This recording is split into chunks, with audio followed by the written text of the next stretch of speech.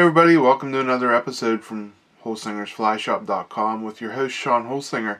Today I'm going to tie a fly that I actually saw tied on one of Loon Live's videos, one of their Thursday night videos, and I just fell in love with it, thought it was the coolest fly ever, because you know me, if you watch any of my videos, I'm a stonefly guy, and this one they call the swinger stone, and I actually tweaked it a little bit to my liking, the way I tie it, because I tried tying it the way they did, and I found my way to be just a little bit easier.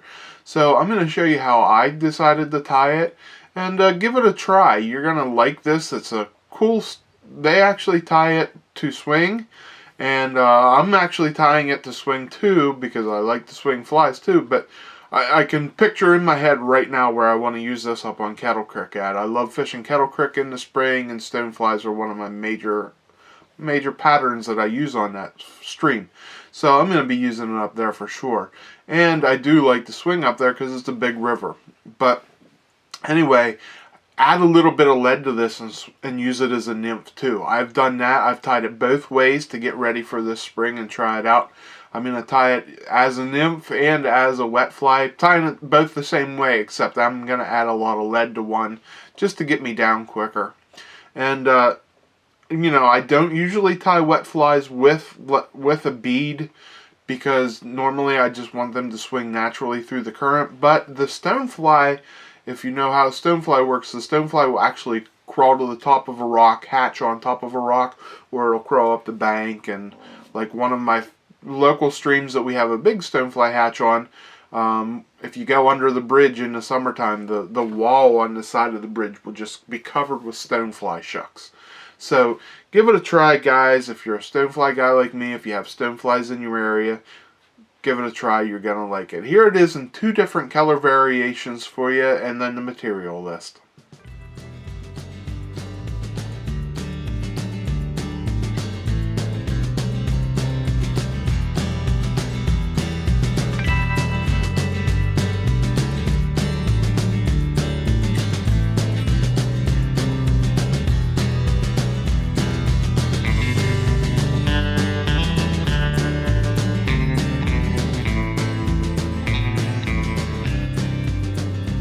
Okay, I'm going to start out with the brown one here in the vise to start with, just so you see that one, get a good look at it again. You can see it here.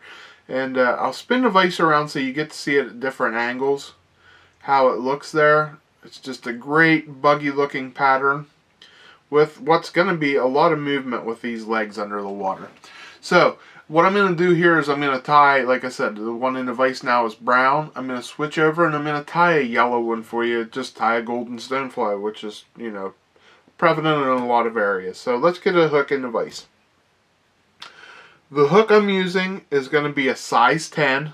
It's a 7/18 from Firehole. The bead I'm going to be using is a Firehole stone from Firehole, and this is the 3.5 millimeter 9/64 in the black matte color.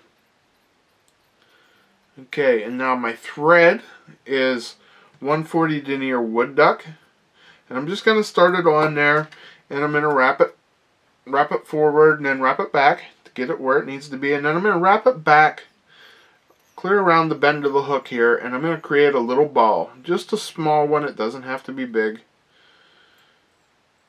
Just enough to give me a little bit of splay on my tail. Next thing we're going to add here is a piece of yellow flex floss.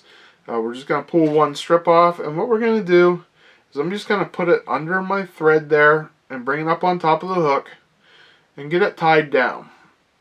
Once I get it tied down, I'm going to pull it down the other side, and then I'm going to take both sides. What I'm going to do is I'm going to take both sides and I'm going to pull them back tight, keeping it on top, one on each side, and I'm just going to wrap it down. So I get them where I want, one on each side.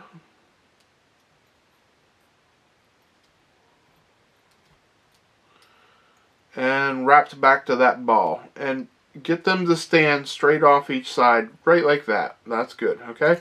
So the next thing we're going to do is we're just going to trim them to length. And you can start out a little bit longer, trim them about 1 inch.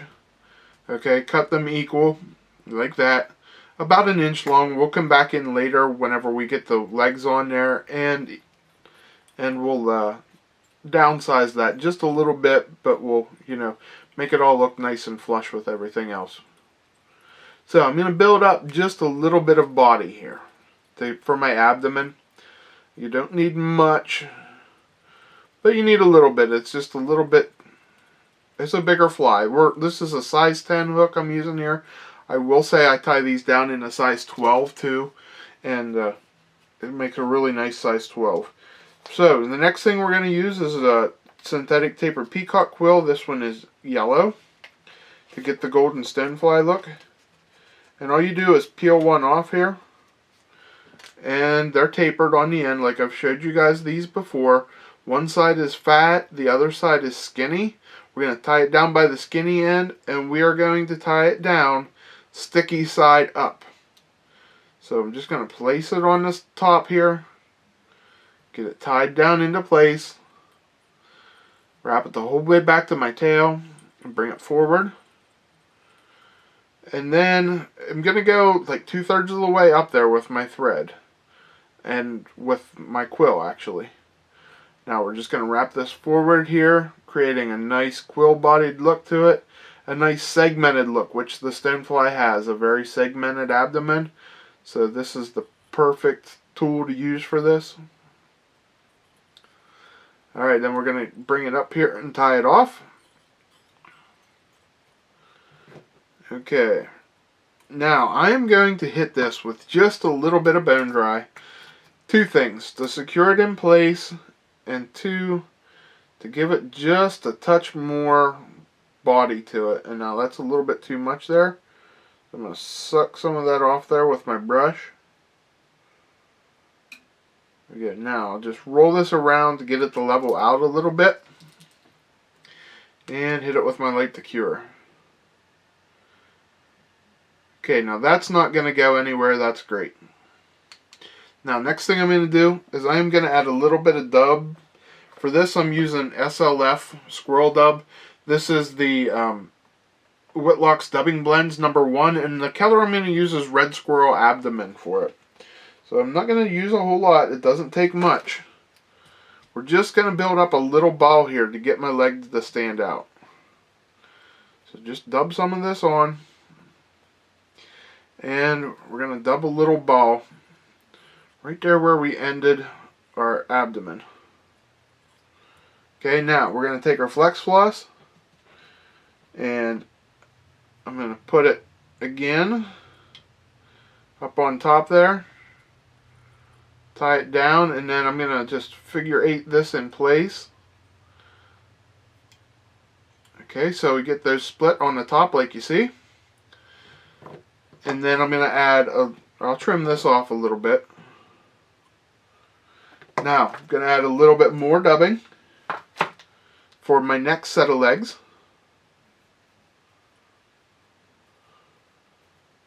This dubbing works great for it, like a check nymph dubbing or a Jan Simon, whatever you have. Something flashy and buggy is what I like, but use whatever you have. Okay, time for the next set of legs, and we're going to do the same thing. We're just going to put it under our thread, pop it up on top here, and tie it down a couple wraps. And then we'll go the other direction. Okay. You want them both facing backwards, as you see, and you can tweak these around a little bit, pulling them exactly where you want. So there we got them, and they're pretty even there. So I'm going to put just a little bit more dubbing on here. Just a little. This just doesn't take much for this spot here. You just want to cover them up to make those legs stay in place is what we're doing.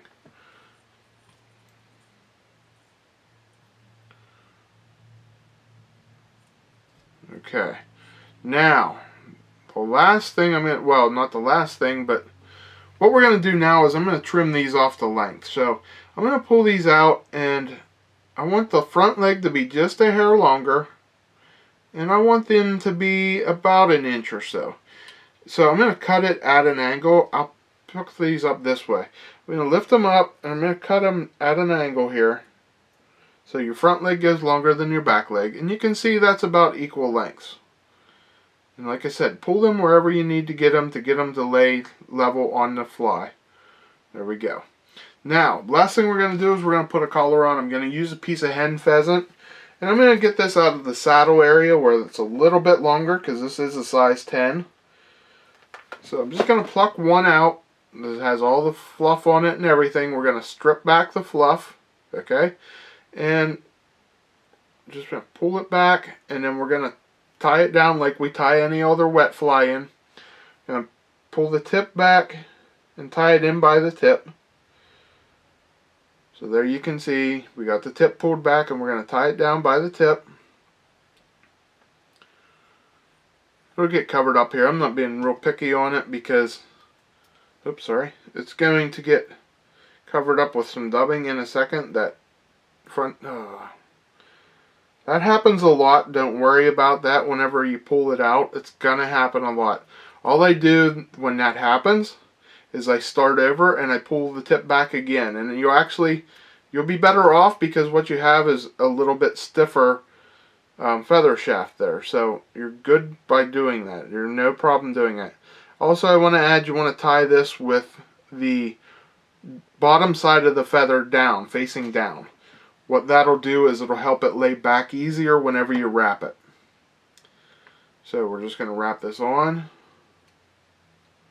And when we wrap it, we're just going to tease back those fibers with each wrap. And then we're going to tie it off.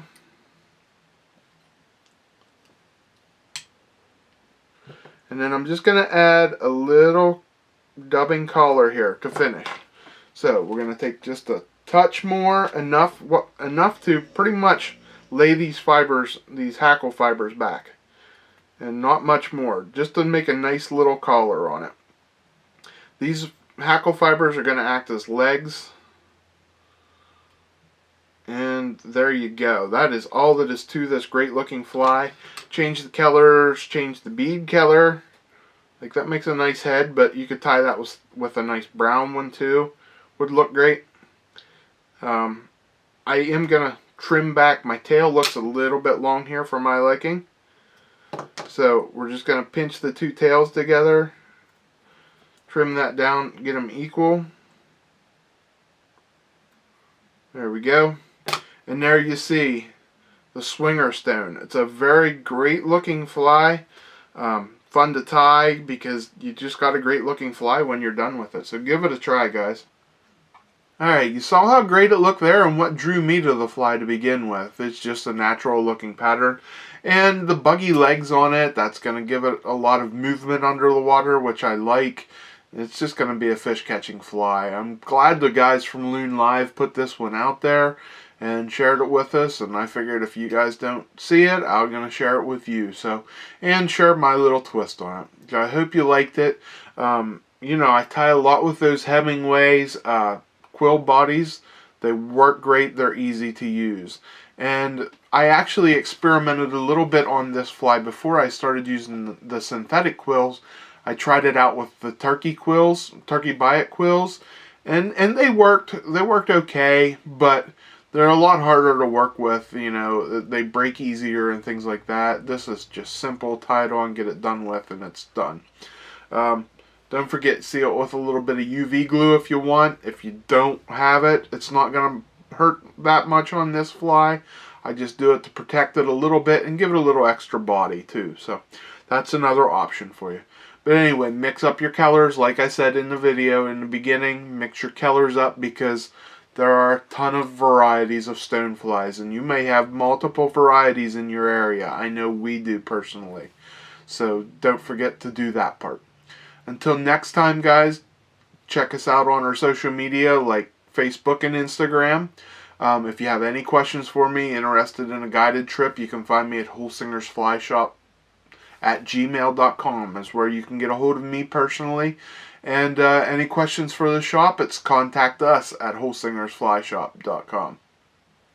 So until next time, guys, please take time, go over to our shop at Holsinger's Fly Shop, and we'll see you next week on the video.